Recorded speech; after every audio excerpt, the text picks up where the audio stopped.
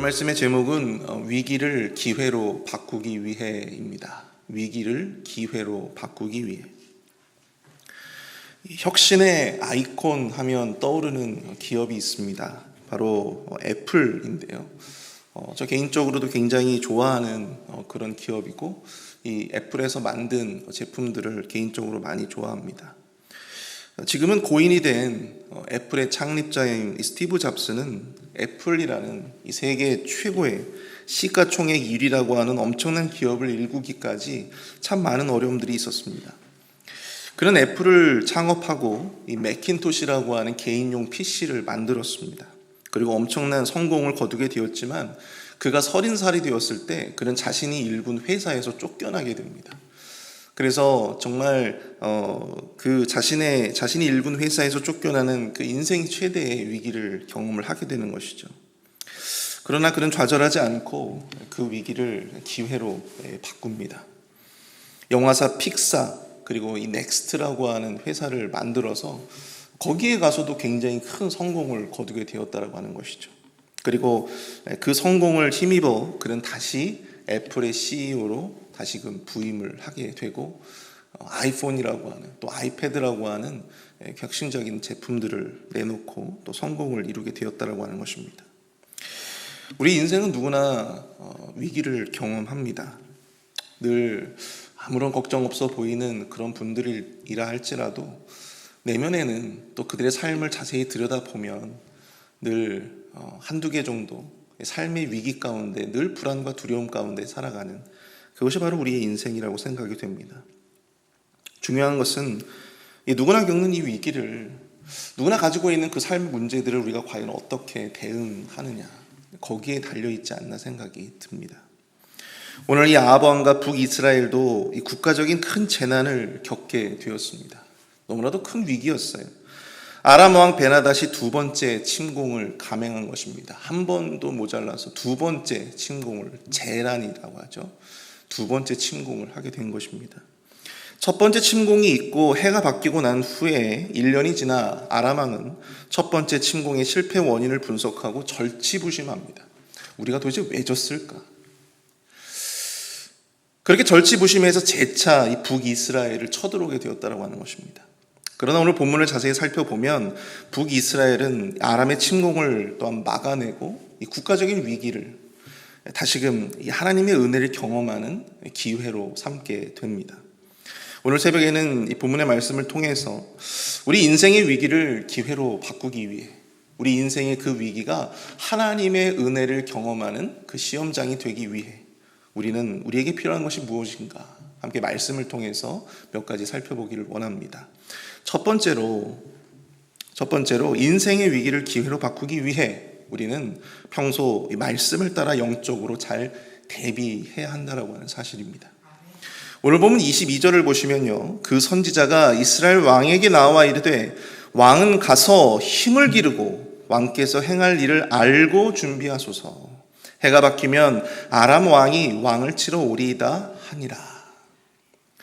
앞서 아람의 첫 번째 침공 때에 아합에게 하나님의 뜻을 전했던 그 선지자가 다시금 왕 앞에 나아오게 되었습니다.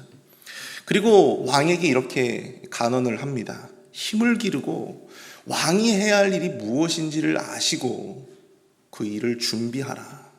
잘 준비하라. 그렇게 조언합니다. 해가 바뀌면 아람의 베나닷이 다시 쳐들어올 것이니 그것을 잘 대비하고 준비하라고 하는 것입니다. 첫 번째 침공을 승리로 막아낸 아합과 북이스라엘, 자칫 해이해져서 대비를 소홀히 할까 염려하여 그 선지자는 해이해지지 말고 작은 성공에 도취되지 말고 하나님의 말씀을 따라서 아람에 대한 대비를 잘 해야 한다라고 하는 것을 이 왕에게 직언했던 것입니다. 여러분, 우리가 인생에 있어서 그런 위기가 언제 찾아오느냐라고 생각을 할 때 제 개인적으로 생각해 보면 또 말씀을 우리가 통해서 살펴본다면 작은 성공에 도취되어 있을 때 우리가 영적으로 내가 이만큼 신앙생활 하면 잘하고 있구나, 또 우리 삶에 내가 이 정도 누리고 살면 잘 살고 있구나 라고 생각되어지는 그 순간에 어김없이 인생의 위기, 우리의 삶을 흔들 수 있는 큰 위기가 찾아올 수 있다고 하는 사실입니다. 여러분 6.25가 왜 벌어졌는지 아십니까? 여러분 우리나라에 6.25가 왜 벌어졌는지 아십니까? 학자들마다 의견이 분분하지만 저는 개인적으로 이것이 가장 설득력 있게 대두된다고 생각이 돼요. 왜 그럴까요? 왜 벌어졌을까요?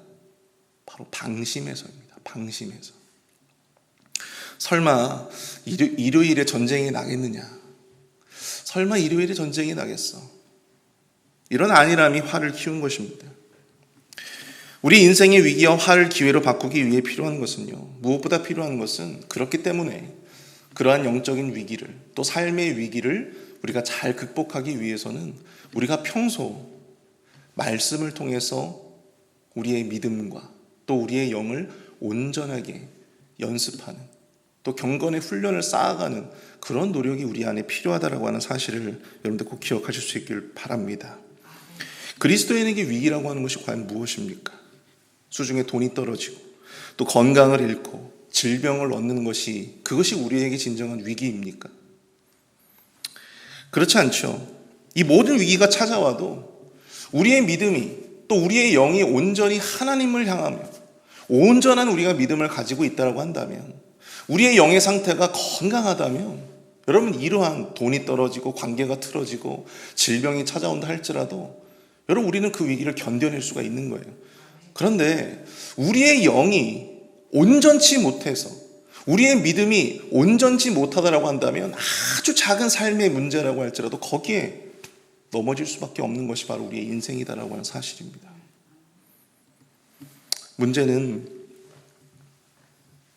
진정한 삶의 문제는, 진정한 삶의 위기는 바로 영적인 문제에 달려있다라고 하는 사실이에요. 아무리 우리가 기도하지 않아도, 아무리 우리가 예배에 소홀해도 우리 삶에 아무런 느낌도 감정도 아무런 죄책감도 느껴지지 않는, 바로 그러한 상태가 진정한 우리의 삶의 위기이고 또 우리의 영적인 위기임을 우리가 꼭 기억해야 하는 것입니다.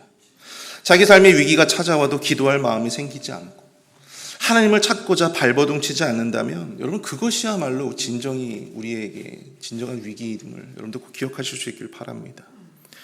여러분 나병 환자에 대한 이야기들을 여러분들 많이 들어보셨을 텐데요. 나병 환자들은요, 자기의 손가락이 썩어가지고 손가락이 떨어져 나가도 그 고통을 알지 못해요. 그게 바로 나병 환자입니다. 영적인 문제도 마찬가지예요. 우리가 더 이상 기도하지 않고 또 말씀에 대한 기대감도 사라졌고 또 예배에 대한 기대감도 사라졌는데 아무런 문제도 느끼지 못한다라고 한다면 우리는 영적으로 나병에 걸린 것과 같은 진정한 영적인 위기를 경험하고 있다라고 하는 사실을 여러분들 꼭 기억하실 수 있기를 바랍니다. 근데 참 많은 사람들이 삶의 위기, 돈이 떨어지거나 질병이 찾아오면 그것을 삶의 큰 위기라고 생각을 하는데, 내가 더 이상 기도하지 않고 내가 예배 가운데 더 이상 기대감이 사라지는 그러한 영적 위기 가운데서는 그것을 더 이상 위기로 바라보지 않는다라고 하는 사실입니다. 그것을 위기라고 바라보지 않아요. 그저 잠깐의 우리의 어떤 신앙생활 가운데 그냥 일탈이라고만 생각을 하지, 또 감정적인 문제라고만 생각하지, 그것이 우리의 심각한 위기라고는 생각을 하지 않는다라고 하는 사실입니다. 그러나 이 영의 위기는 우리의 삶 전체를 흔들 수 있는 위기가 될 수 있다라고 하는 사실을 여러분들 꼭 기억하실 수 있길 바랍니다.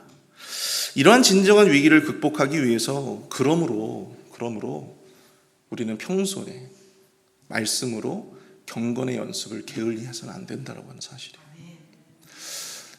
가만히 보면요, 목회를 하면서 참 많은 우리 성도님들을 만나지 않습니까? 근데 참 큰 질병에 걸려가지고 참 그 어려움 가운데 계신 분들도 많이 봤고요. 또 경제적인 문제로 말미암아 힘들어하시는 분들도 많이 봤어요.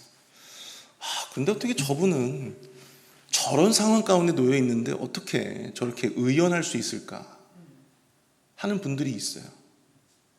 여러분들도 그런 분들을 한번 보실 겁니다. 아니 어떻게 저 장로님은 저런데도 불구하고 저렇게 아무렇지 않게 저렇게 살아가실 수가 있을까? 아니 어떻게 저 권사님은, 저 집사님은 저런 질병에 걸렸는데 어떻게 저렇게 의연하게 아무렇지도 않은데 저렇게 살아갈 수 있을까? 어떻게 저렇게 평안할 수 있을까? 무엇 때문이겠습니까? 무엇 때문이겠습니까? 하나님의 말씀에 또한 하나님께 나아가는 그 기도의 경건의 훈련이 그들 안에 이렇게 차곡차곡 내공으로 쌓아져 있었기 때문에 가능한 것이에요. 가만히 보면요, 그런 위기 가운데서도 기도하시는 분들이 그 위기를 잘 견뎌내시더라고요. 또 그것을 잘 극복해내시는 것을 제가 많이 봤습니다. 기도의 자리를 늘 지키시는 분들이 그런 삶의 위기가 찾아와도 그것을 더 잘 극복할 수 있는 거예요. 아무렇지 않은 듯이 하나님께서 기도하라고 하는 것이겠지라고 생각하면서 그 위기를 갖다가 아주 의연하게 대처를 잘 하시는 모습들을 보게 되었습니다. 목회자로서 그런 성도님들을 보면 이 고개가 절로 이렇게 딱 숙여집니다. 영적인 내공이 정말 대단하신 분들이죠. 사랑하는 성도 여러분, 그러므로 우리는 이 영적인 위기를 위해서 평소 말씀을 통해서 또 기도의 생활을 통해서 경건의 연습을 게을리 해서는 안 되는 것입니다. 우리의 영이 늘 주님을 향해서 온전한 그 상태로 유지할 수 있도록, 우리의 믿음이 늘 온전한 상태로 유지할 수 있도록 경건의 훈련에 우리는 매일매일의 삶을 정진해야 하는 것입니다. 사랑하는 성도 여러분, 우리의 영이 더욱더 하나님을 바라고 또 하나님께 향하여 나아갈 수 있도록 여러분 매일매일의 삶에 이 기도의 자리를 끊임없이 잘 지켜주시고 또 이 말씀을 따라서 살아가는 경건의 훈련을 늘 게을리하지 않고 정진하시는 저와 여러분들 될 수 있기를 축복합니다. 우리의 영이 언제나 독수리 날개침이 올라감 같이 언제나 하나님을 바라며 또 하나님을 향하는 그런 온전한 믿음과 또한 영을 온전히 유지하며 나아가시는, 그래서 그 모든 삶의 위기를 대비하시는 저와 여러분 될 수 있기를 축복합니다. 두 번째로 이 삶의 주관자 되시는 하나님을 향한 이 변함없는 믿음을 가져야 한다라고 하는 것입니다. 우리의 삶에 닥쳐오는 그 모든 위기를 기회로 바꾸기 위해서는 우리가 삶의 주관자 되시는 하나님을 향한 변함없는 믿음을 가져야 한다. 본문 26절을 보시면요, 해가 바뀌니 베나닷이 아람 사람을 소집하고 아벡으로 올라와서 이스라엘과 싸우려 하매라고 말씀을 하고 있습니다. 선지자가 예언한 대로, 그 무명의 선지자가 예언한 대로 정말 아람 왕 베나닷이 군대를 소집해서 아벡에 이르게 되었다라고 하는 것입니다. 여기서 이 아벡이라고 하는 이 단어가요, 다른 의미가 아니고 요새라고 하는 뜻을 가지고 있다고 합니다. 요새. 그 이름에서도 알 수 있듯이 아벡이라고 하는 곳 자체가 이 북이스라엘에 있어서는 굉장히 전략적인 요충지, 절대로 빼앗겨서 안 되고, 또 이 아람의 입장에서는 절대로 취해야만 하는, 반드시 취해야만 하는 그러한 전략적인 요충지라고 볼 수가 있는 곳입니다. 그들은 하나님을 이 산을 지키는 산의 신 정도로 생각을 했습니다. 그래서 이번에는 산지가 아니라 이 사방이 통해져 있는 도로변인 아벡이라고 하는 곳에서 이 싸움을 치르려고 했던 것이죠. 그래서 그들은 마치 북이스라엘의 모든 것을 다 파악했다는 듯이 의기양양하게 이 아벡이라고 하는 곳에 이르게 되었습니다. 근데 본문 27절을 보시면 이스라엘 자손도 소집되어 군량을 받고 마주 나가서 그들 앞에 진영을 치니 이스라엘 자손은 두 무리의 적은 염소떼와 같고 아람 사람은 그 땅에 가득하였더라. 이렇게 말씀하고 있어요. 선지자가 분명히 뭐라고 조언을 했죠? 힘을 길러라. 아합 왕에게 힘을 기르고 왕이 무엇을 해야 될지를 알고 그것을 잘 준비하라고 이야기를 했지 않습니까? 근데 보세요. 선지자가 그토록 미리 방비를 잘 하라고 했음에도 불구하고 이스라엘 이 모여있는 이 소집된 이스라엘의 군세를 보면 어떻습니까? 이스라엘군은 두 무리의 적은 염소떼와 같다고 열왕기 기자는 기록을 하고 있습니다. 반면에 아람 사람은 어때요? 그 땅에 가득했다. 그렇게 기록을 하고 있어요. 또다시 이스라엘 민족은요, 큰 민족적인 위기를 맞이하게 된 것인데요. 바로 그때 하나님이 또다시 하나님의 사람을 이 왕에게 보내십니다. 그리고 아람의 군대를 이스라엘에게 넘기고 여호와가 골짜기의 신이 아니라 그들로 하여금 진정한 여호와 하나님이시라는 것을 알게 하겠다. 그렇게 말씀하시는 것이죠. 이스라엘이 전쟁을 잘 대비해서도 아닙니다. 전쟁을 잘 방비하고 준비하라고 했더니 고작 모인 것이 두 염소떼와 같은 그 정도의 아주 적은 군세가 모인 거예요. 잘 방비하고 잘 준비하라고 했더니 지금 잘 준비가 안 돼 있는 상황인 것입니다. 이스라엘이 전쟁을 잘 대비해서도 아니고 아합 왕이 하나님의 말씀에 온전히 순종했기 때문도 아니에요. 그럼에도 불구하고 하나님은 당신의 하나님 되심을 알리기 위해서 내가 단순히 산의 하나님, 산의 신 정도로 그렇게 여겨지는 그런 하나님이 아니라 진정한 하나님이다. 진정한 신이 되신다라고 하는 것을 이 아람에게 깨우쳐주기 위해서 하나님은 그 전쟁을 주관하십니다. 하나님을 무시하고 그 영광을 인정하지 않는 자들에게 하나님의 하나님 되심을 증거하고 보이시기 위해서 하나님은 아람을, 그 대군을 이끌고 왔던 아람을 이스라엘에게 넘기시겠다라고 하는 것입니다. 본문 29절을 보시면 이 전투로 인해서 이스라엘 자손, 그 염소떼와 같은 군대가 아람에 몇 명을 죽였대요? 10만 보병을 죽였다고 합니다. 성읍으로 도망친 2만 7천 명도 결국 성벽이 무너져서 결국엔 깔려서 그 안에서 다 죽어버리고 말았어요. 베나닷 왕도 홀로 도망쳐서 성읍, 이 아벡 성읍의 골방에 고립된 신사가 되어버리고 말았습니다. 그리고 나중에는 어떻게 해야 돼요? 결국 이 왕이 포로가 되는 그런 비참한 그런 신세가 되어버리고 만 것입니다. 여러분, 이것이 어떻게 상식적으로 논리적으로 가능한 수치고 결과라고 볼 수가 있겠습니까? 사랑하는 성도 여러분, 이 기사를 통해서 우리가 쫙 살펴볼 수 있는 것은 반드시 깨달아야 할 영적인 진리는 전쟁은 오직 여호와 하나님께 속한 것이다 라고 하는 것입니다. 우리의 삶을 주관하시는 이는 내가 아니라 바로 여호와 하나님이심을 꼭 기억하실 수 있기를 바랍니다. 우리 눈앞에 깨알처럼 많은 베나닷의 10만 보병이 있다 할지라도 그것들이 우리의 삶을 흔들 수는 없는 것입니다. 하늘의 새도 하나님이 땅에 떨어뜨려야 땅에 떨어질 수가 있는 것입니다. 세상 모든 만물이 하나님이 주관하시지 않으시는 것이 하나도 없다라고 하는 것이죠. 삶의 위기가 찾아온다 할지라도 여러분, 그것이 우리의 삶을 흔들고 우리의 인생이 엄습할 수 없음은 하나님께서 당신의 백성들을 온전히 지키시기 때문인 줄로 믿습니다. 우리가 잘나서도 아니고요, 우리가 특별히 하나님을 더 잘 믿어서도 아니에요. 우리가 우리 인생을 잘 대비해서도 아닙니다. 하나님은 당신의 백성들을 지키심으로 말미암아 당신의 하나님 되심을, 하나님의 그 능력을, 하나님의 그 영광을 스스로 드러내시는 것입니다. 그러므로 우리는 우리 앞에 놓여져 있는 이 위기에 흔들릴 것이 아니라 그것을 통해 하나님의 능력을 더 크게 경험할 수 있는 그 은혜의 기회로, 또 믿음의 기회로 삼아야 될 줄로 믿습니다. 우리 앞에 놓인 매일의 삶이 전쟁의 순간입니다.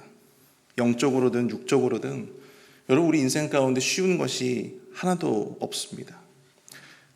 그 가운데서도 나만 잘하면 되지, 나만 열심히 하면은, 나만 잘하면 되겠지라고 생각하는 사람들이 많죠. 그렇게 우리는 하루하루를 살아갑니다. 나름 잘한다고 하는데, 나름 열심히 했다고 하는데 일이 생각보다 잘 되지 않고 끊임없이 우리의 삶에 두려움과 불안이 엄습합니다. 삶을 위해서, 가족을 위해서 열심히 하루하루 위기를 잘 대비한다고 하지만 이 생각되지도 못했던 그런 곳에서 일이 그냥 빵빵 터지는 거예요. 나만 잘하면 되는 것이 아닙니다, 여러분. 하나님이 함께 해주셔야 살아갈 수 있는 것입니다. 결국 우리 인생은 하나님이 주관하시고 또 하나님이 책임지시는 것이기 때문이죠. 너무나 단순한 진리 아닙니까? 하나님이 우리 인생을 책임지신다. 하나님이 우리 인생을 책임지신다. 너무나도 단순한 진리인데도 불구하고 어떤 사람은 이 단순한 진리를 배우기, 일찍 깨우치는 사람들도 물론 있어요. 그런데 어떤 사람들은 이 단순한 진리를 깨우치기 위해서 80년, 90년이 가도 이것을 못 깨닫는 사람들이 허다합니다. 여러분들은 과연 어떻습니까? 말씀을 정리합니다. 고대 그리스의 한 철학자가 이러한 말을 했습니다. 사람이 고통당하는 것은 어떤 문제 때문이 아니라 그것을 바라보는 시각 때문이다 라고 이야기를 했어요.